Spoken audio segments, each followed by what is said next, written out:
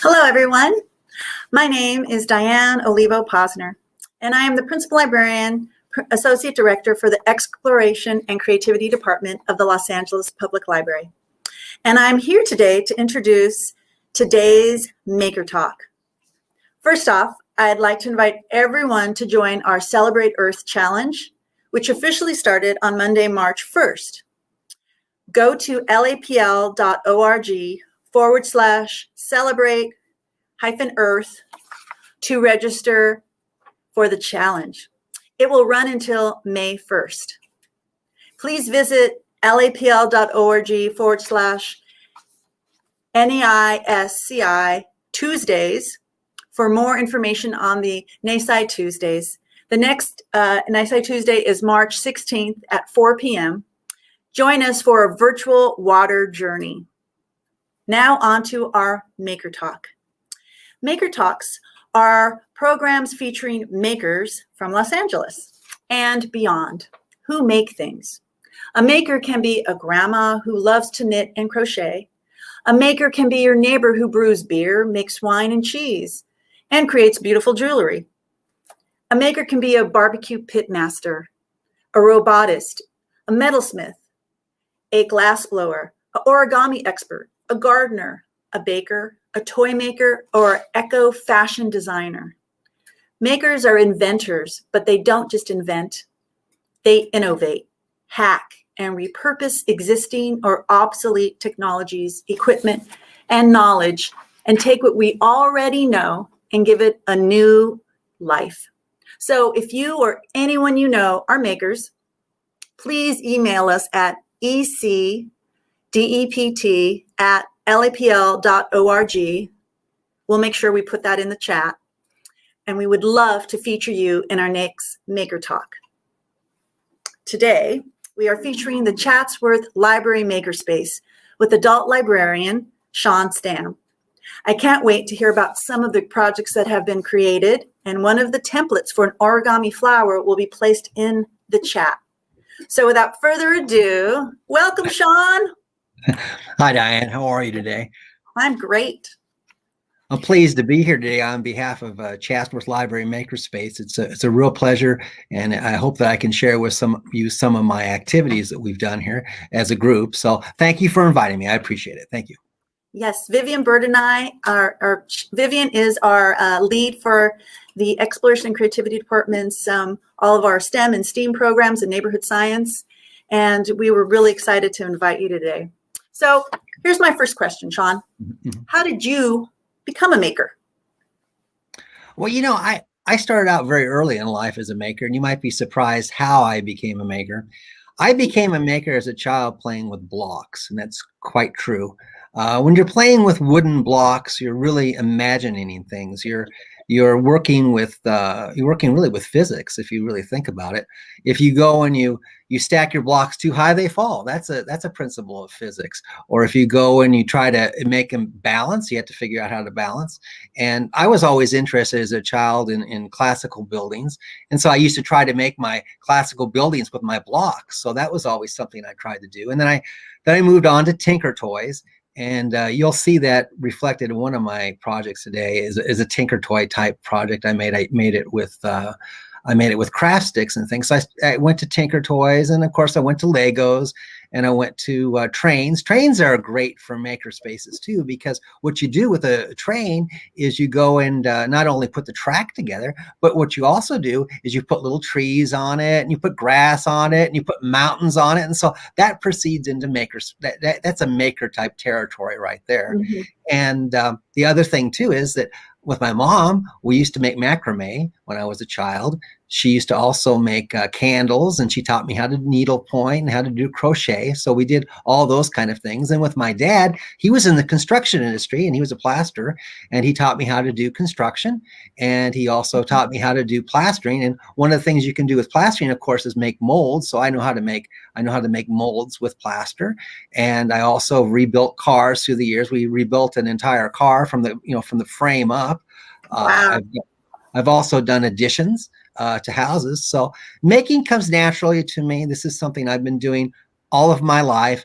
And I would say then that I I can really attribute it to beginning with blocks of all things. Yeah, I was just realizing, I think most people, they, and I think it's part of being a maker, is you're showing other people techniques and tips. And I know for me, yeah, I was taught how to crochet and knit by my mom and grandmother. And I remember doing macrame and candle making too. And, we'd put the sand or something and you'd pour the wax. That was one of the, but yeah, I think, we do learn from our family and then going to school and so much more. Okay. When did you first become involved in the maker movement? Well, I'd already been a maker, so it was a natural thing for me to become a part of the maker movement. But it was kind of funny because you probably are familiar with my former boss, Jan Metzler. She called me into her office and she said, Shawn, she said to me, I'd like to have you do a program. I said, well, what would you like me to do? I said, I'd be more than happy to do it. And she says, I want you to make paper flowers, she said to me. And I said, yeah, that's what I thought. And so we were sitting there and so I walk out of her office. I'm thinking, first off, I think, well, that should be easy. And then all of a sudden I'm walking out of her office. I'm thinking, how do you make paper flowers? I thought to myself.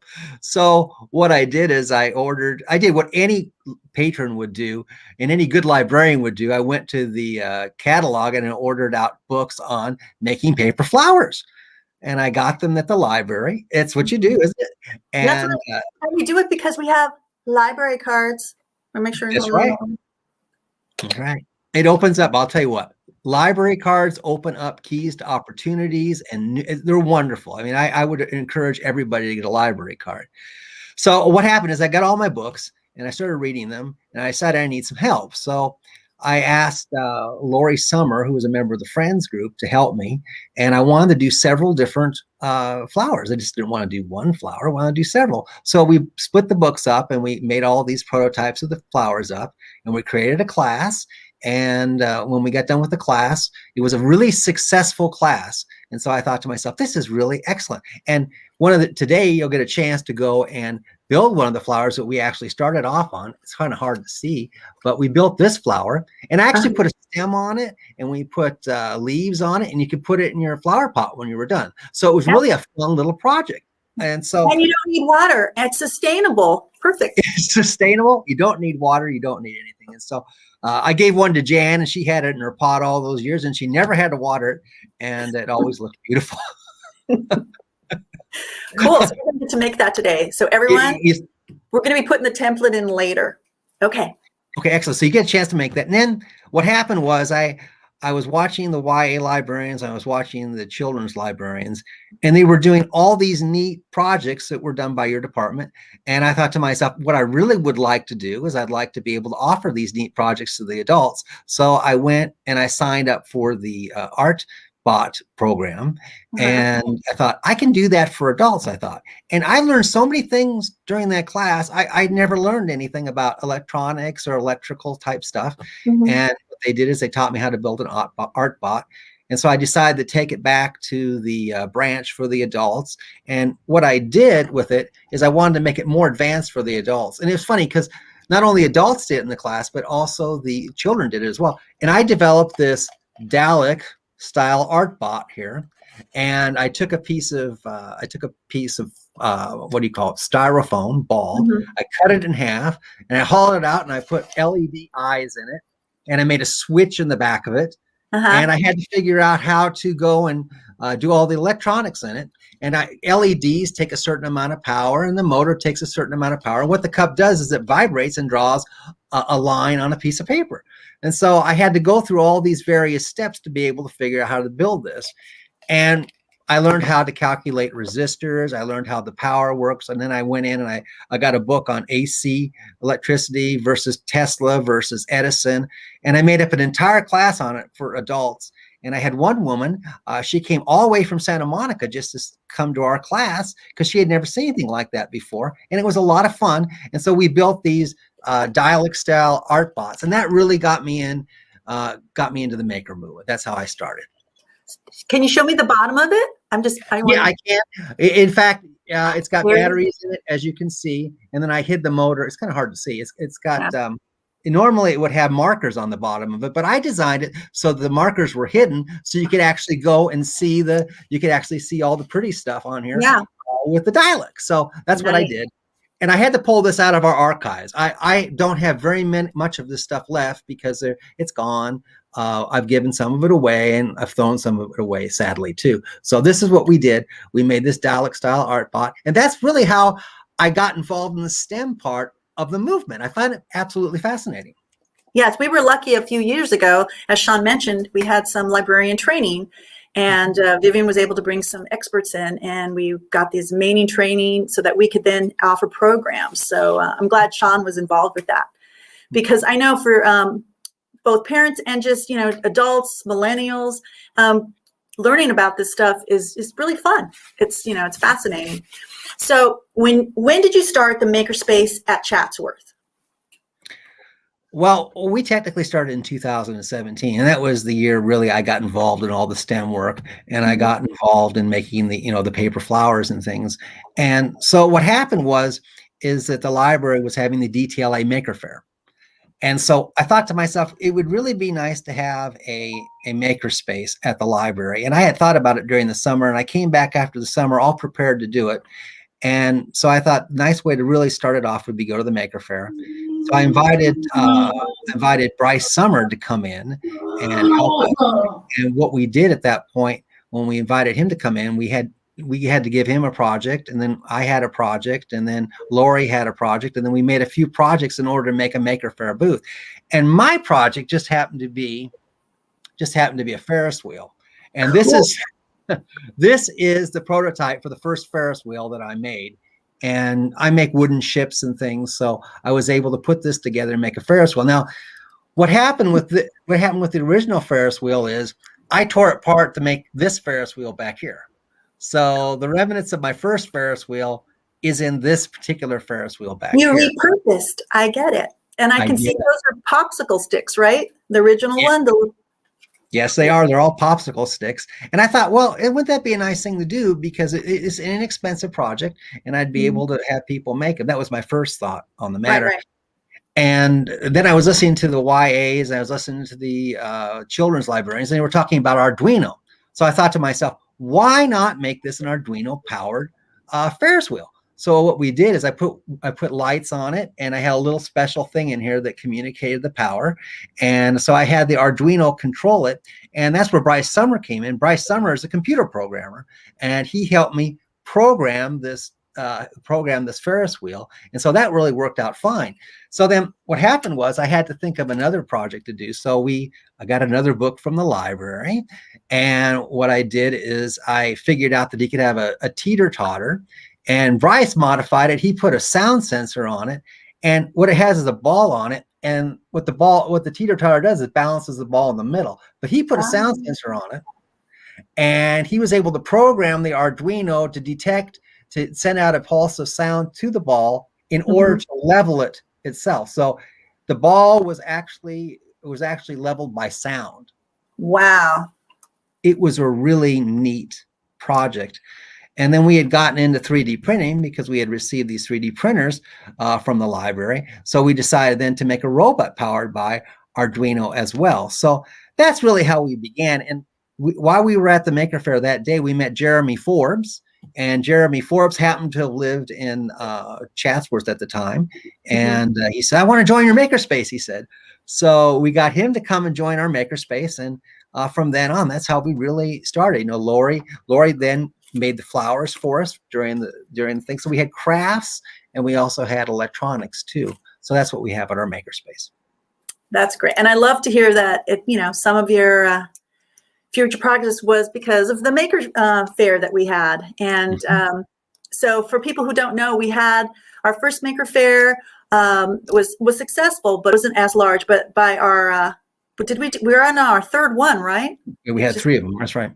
The last one was huge. We had about 10,000 people inside Central Library, out on 5th Street, in front of Central Library. Every nook and cranny of the library, we had programs and offerings, and Shawn did have a booth with the Chatsworth Maker Space. So, and I even brought one of the keychains that our Octavia Lab helped make these. So there we go. There it is.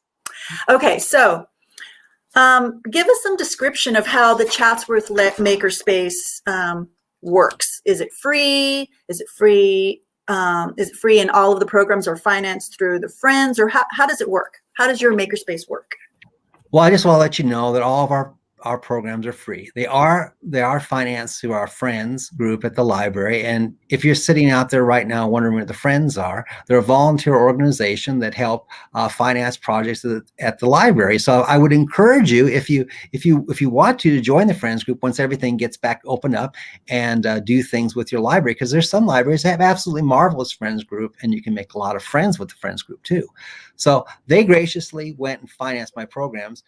So most of the programs that I'm going to be showing you today, except for the line following robot, are all things that we have had people take home with them.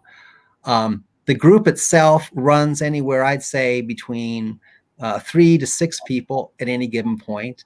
We are comprised of two sections, as it were. One's the crafting section of the group, and one's the electronics section of the group.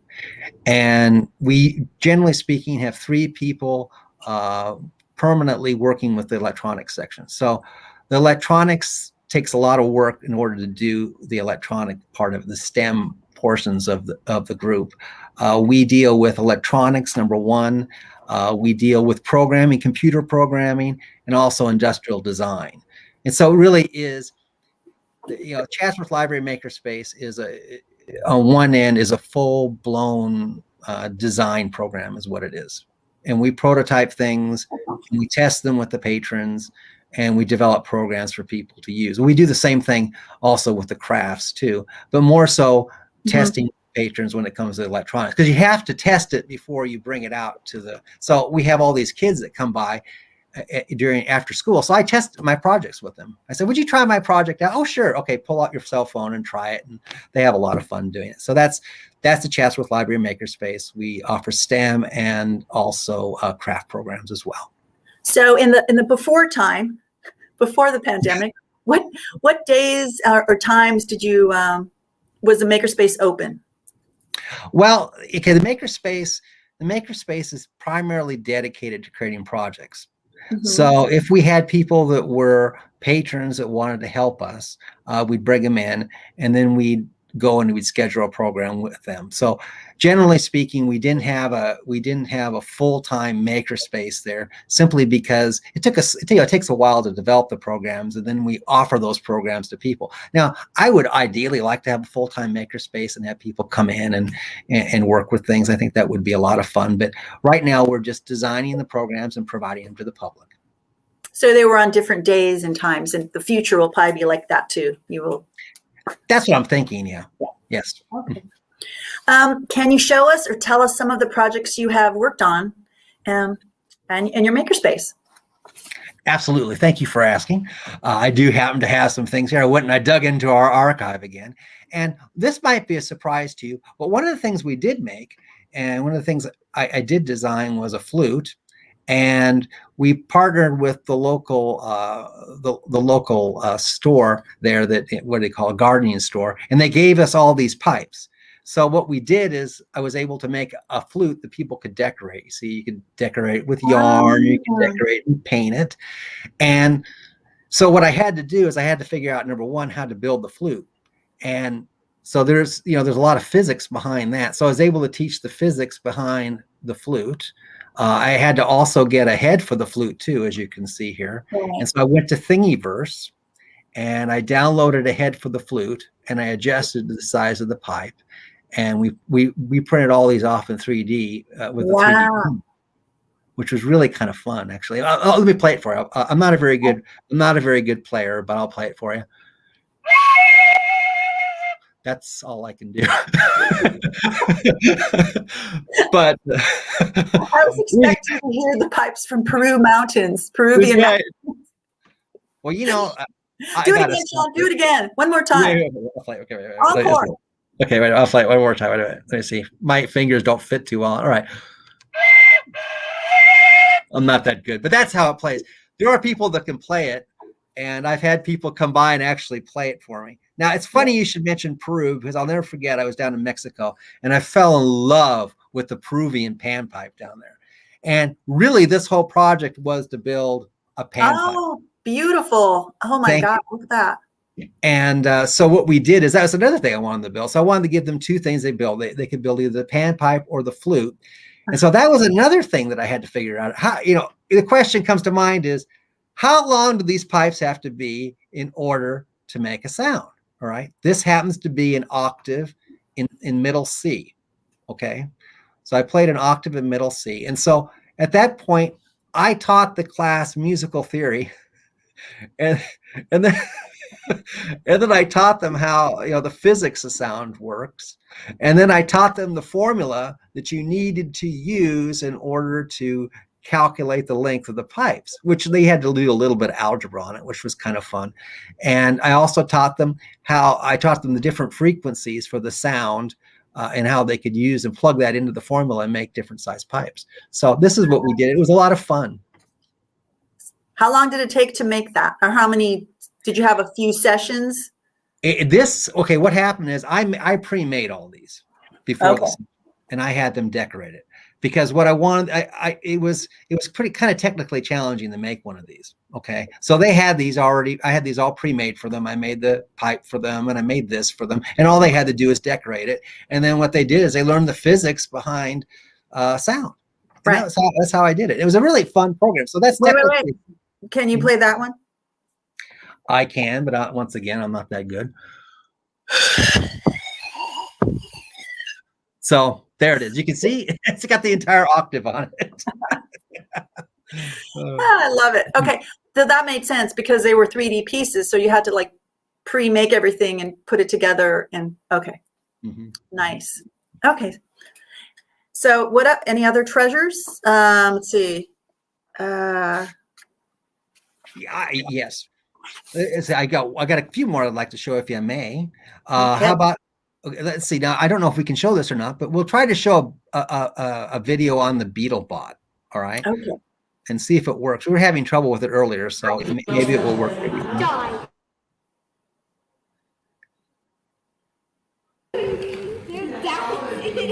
you're attacking mine. Hey, stop attacking me.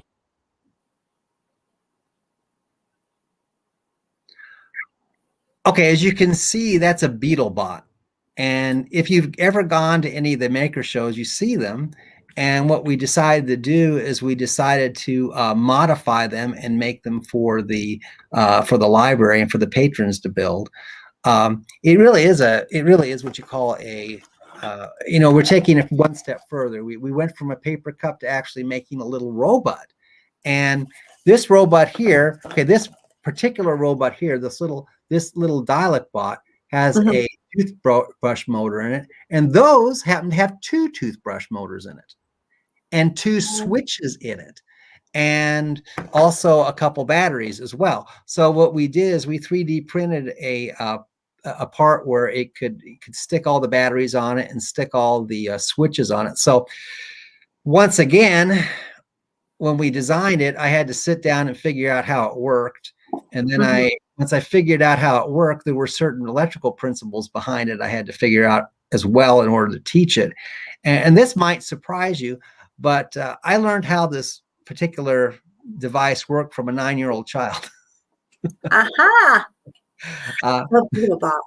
And what happened was I was going around the internet and I found a YouTube video, and there was a 9-year-old child who actually could explain how this particular circuit worked, and he actually gave a demonstration of how to build it. So when I was designing all my teaching materials, I was able to use the ideas given to me by that 9-year-old child. So that just shows you that no matter what age you are, it doesn't, a person of my age can be just as interested in something as a person who's 9 years old. Right. So I really would encourage children to go and do maker stuff, because it's really a lot of fun. And you might be able to teach somebody like me, and that does happen. Right. And sometimes they're very patient too, and their explanations are very clear. Because sometimes other adults kind of make things a little too hard sometimes, and they don't need to be.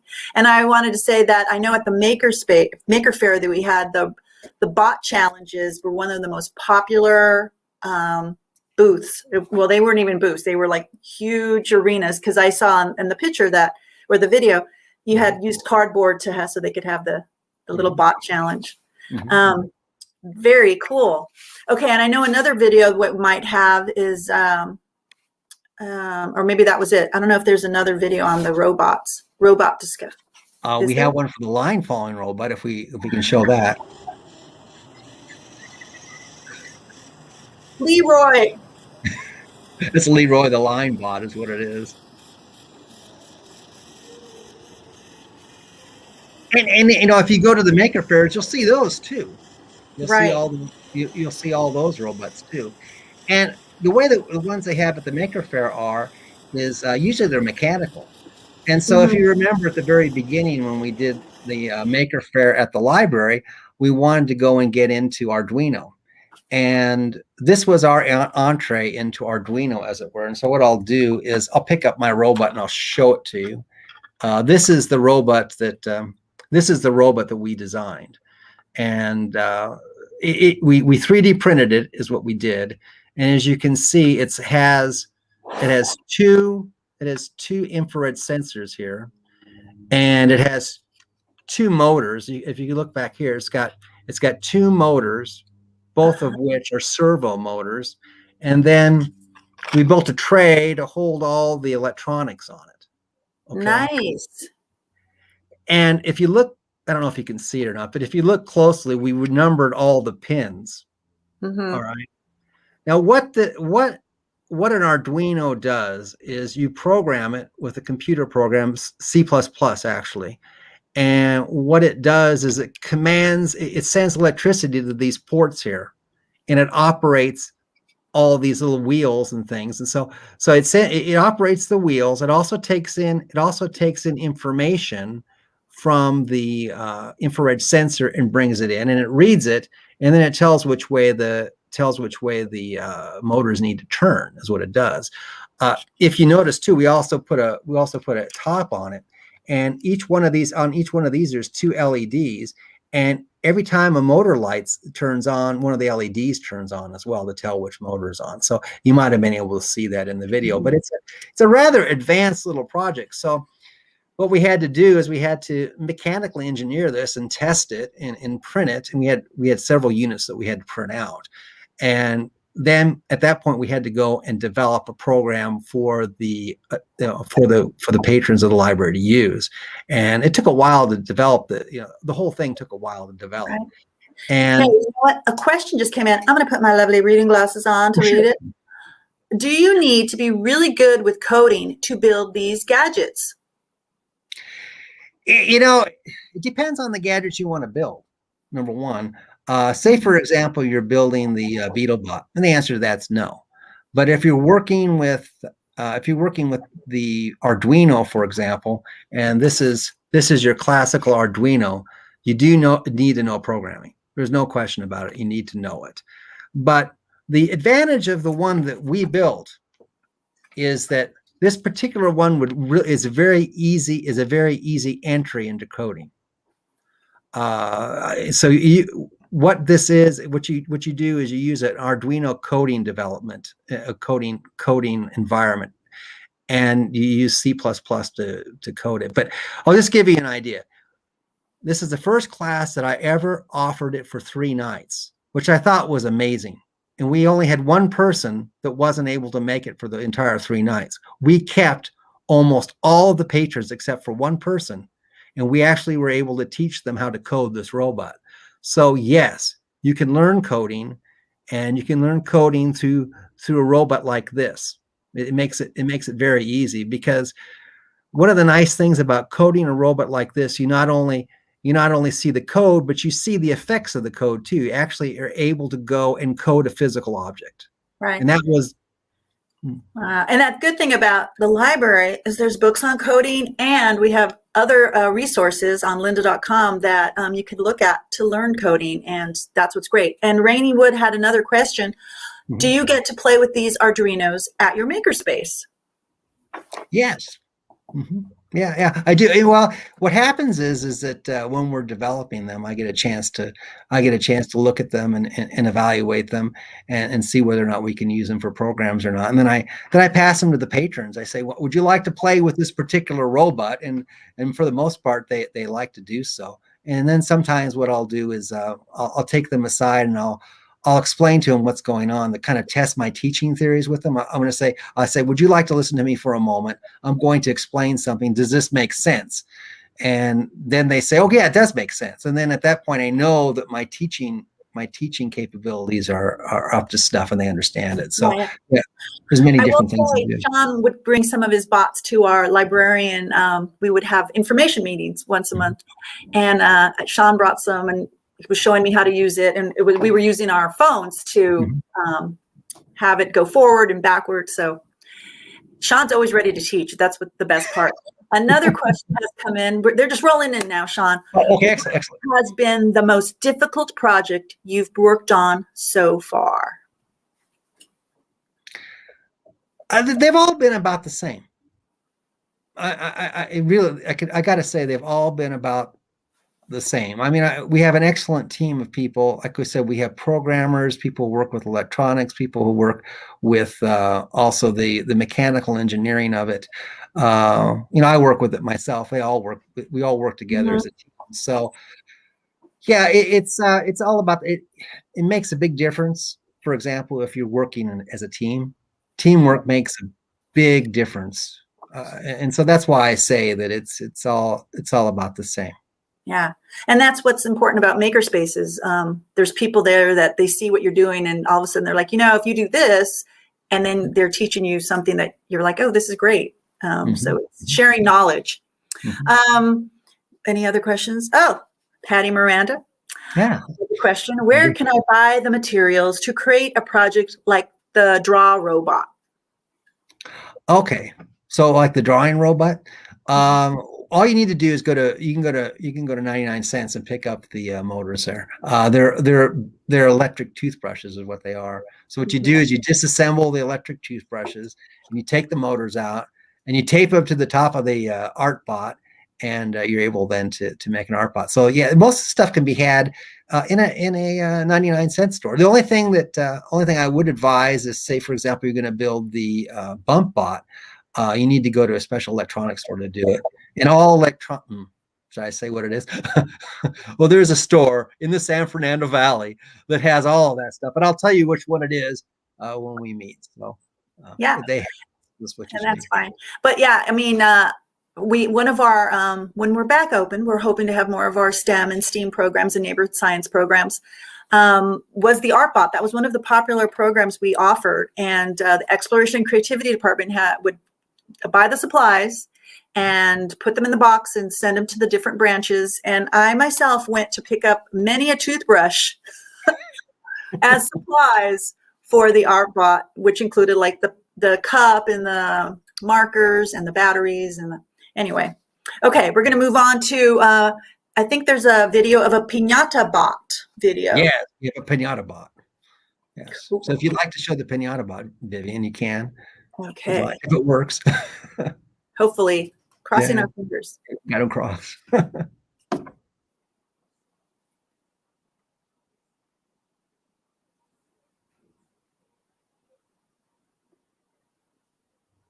Okay, well then.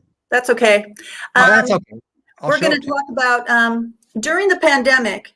What have you been working on with the volunteers? Have you been using Zoom to meet up? What have you been doing? Number one, I actually learned this new thing called Discord. I don't know. Have you used Discord? No, I haven't. Really, haven't had a chance. It's like the latest and greatest thing. And so we were able to meet each other on Discord. And so when we had projects and things, we were just able to go and just drop them on Discord and do it that way.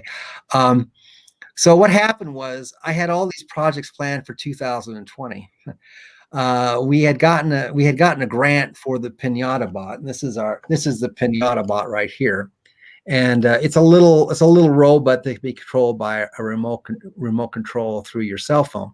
And what this does is it has a wireless chip on it, which sends a web page to your cell phone in order to control it. And you manipulate it, and you have two of them. You manipulate it, and you try to pop somebody else's balloon. So that's what we received a grant on with the Ideas grant.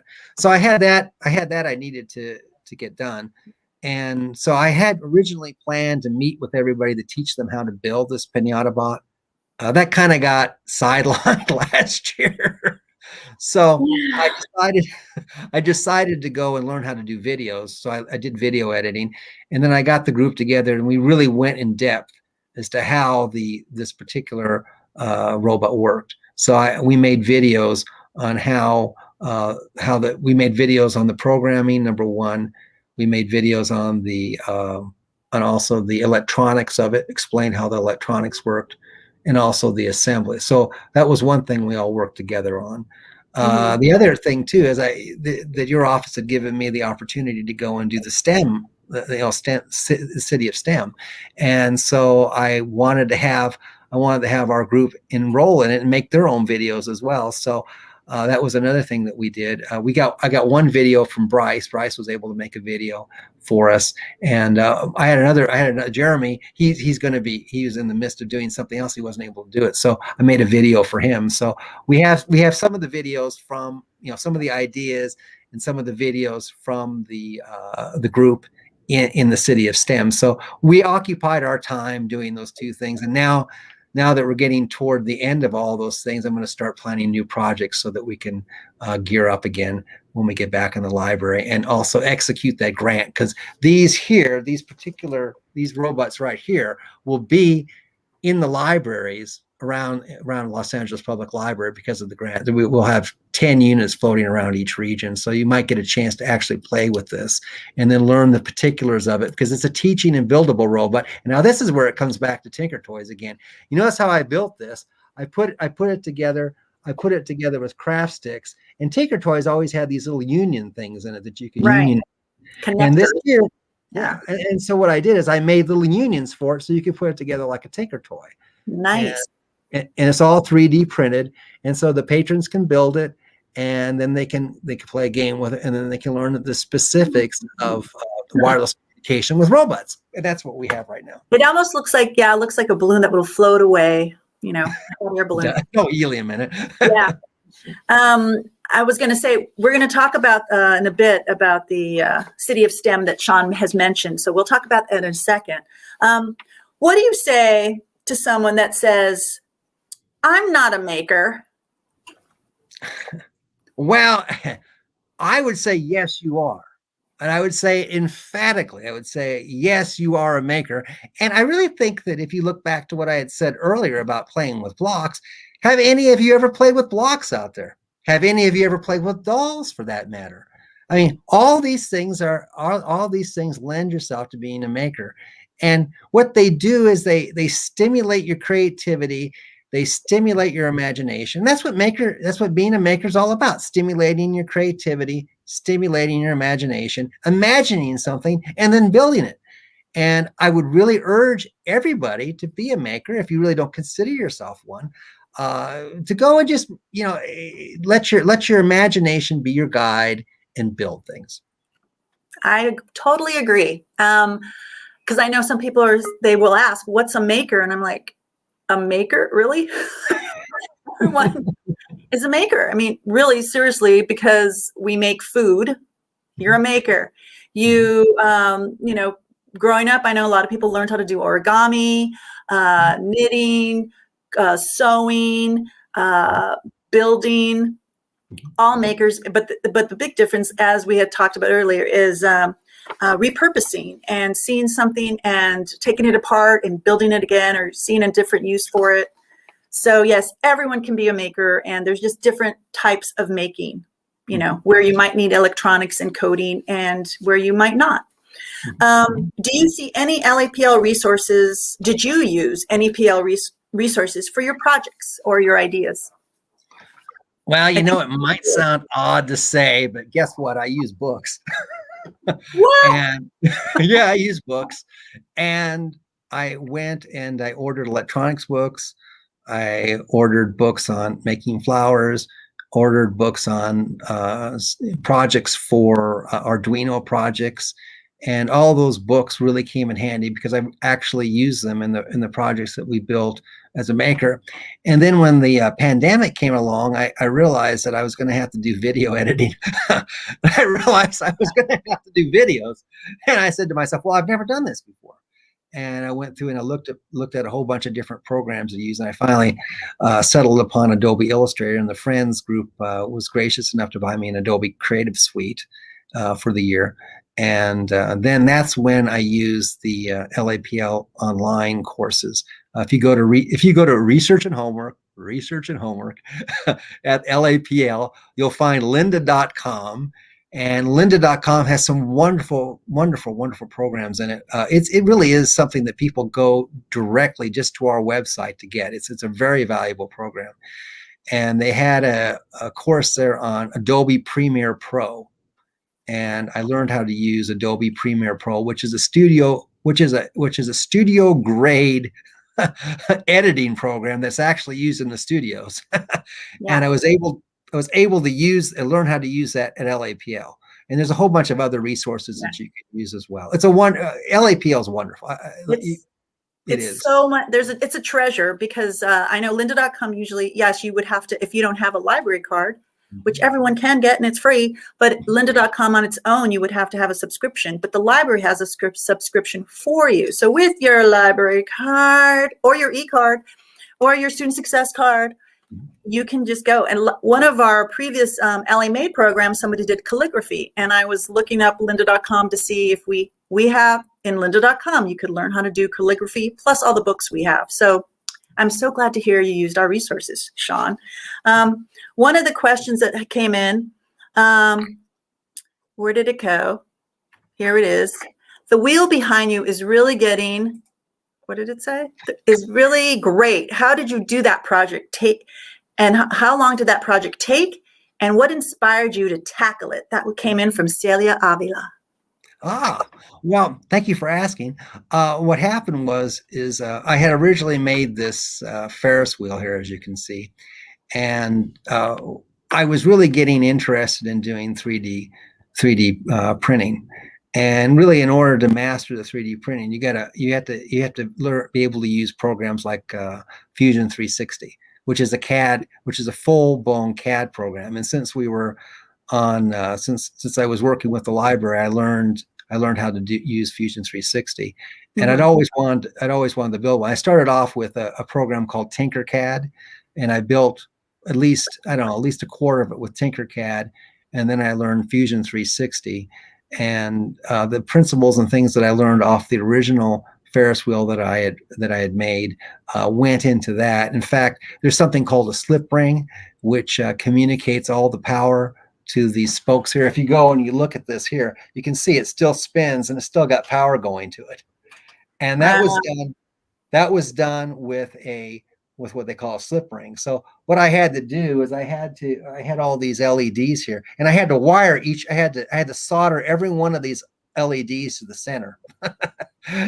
And then I had to communicate power. I got LEDs on both sides, and I had to solder it, and it was a lot of work. So how long did it take me? On and off, I'd say it took me about a year, because I started at the library. I started working at the library on it because I wanted to use it for a maker fair. And then City of STEM came up, and I thought to myself, well, I'd really like to have this in City of STEM. And so I thought, well, I'll finish it. And so I finished it, and I painted it, and I called it Aero Zoo, because on each one of these little chairs here, there's a different animal on each one of these little chairs here, and they're all printed. They're all printed out. Let me see if I can find you. Yeah. How cool! See, these are the chairs. This is one of the prototypes I had made up for the chairs. Wow. So, and this one didn't fit. This one didn't work because I had, it doesn't have a hole in it. So what I had to do is I had to figure out where to put the hole so the chair would be. It's all physics. Wow. You've been busy during the pandemic, Shawn? Yes, I have been busy. Okay. Thank you for asking. Celia's other question came in, and let's see what that one is. That one said, how did you decide what project is next? And do you ever lack inspiration? If so, how do you push past those creative blocks? You know, I really think first off, I think your inspiration is really, I'm always inspired by a lot of different things. For example, if I see it, I want to build it, and I try to figure out how I'm going to get past, any hurdles there are. But generally speaking, there really isn't any hurdles. And then I bring it to the design team, and we use our minds. We put all of our minds together, and we decide how to do it. I mean, that's what it is. And it's a lot of fun too. I mean, you'll love it. I mean, if you ever get a chance to make a makerspace, you'll love it, because the people that are there, generally speaking, has some of the same desires, some of the same inspiration that you do, and they love to serve the public too. We get a lot out of showing people how to do things. That's what they love to do. And right. That's true. And that's they're dedicated to make, right? Yeah, that's what the maker spaces are all about. Yeah.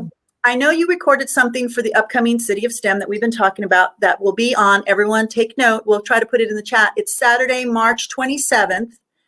And I know the Shawn's segment is going to be, I think it's at 1 o'clock. But if you go to the cityofstem.org, you can check out all the information. They're going to have 3 streams running at the same time. One of the streams will be all in Spanish. I believe the library's session with Shawn is about 30 minutes at 1 o'clock, and we're the second stream, I believe. So what information will you be sharing on that one? If you want to quickly tell us, just give us a hint so that people will go and check it out. We don't want to give it all away. Okay. Pretend you didn't see this. All right. This is the Aero Zoo project. I explained a little bit about the Aero Zoo project in there, and you didn't see this project, okay? But and then we also have another project too, which is called Roundabout, and that was a project that Bryce Summer did, and it's a video game he created, and he goes into the details of how he created the video game. And the other thing too is we'll be showing the Pinata Bot as well, and at the very end we'll show you how to build a origami flower. So you'll see some of this, but some of that you won't see. So just kind of pretend you didn't see this, and then come into it, and then you'll have a lot of fun seeing our video. And what's great is this will be our Maker Talk will be on YouTube at the LAPL's YouTube channel, so people can check this out later. I think we have the video, or I don't know if Vivian still has it, because she just so everyone knows where I'm at, and I think where Vivian at, there was a big thunder. So power went out in some places, but the Ferris wheel is still going. But anyway, we have the video of the origami flower. So take it away.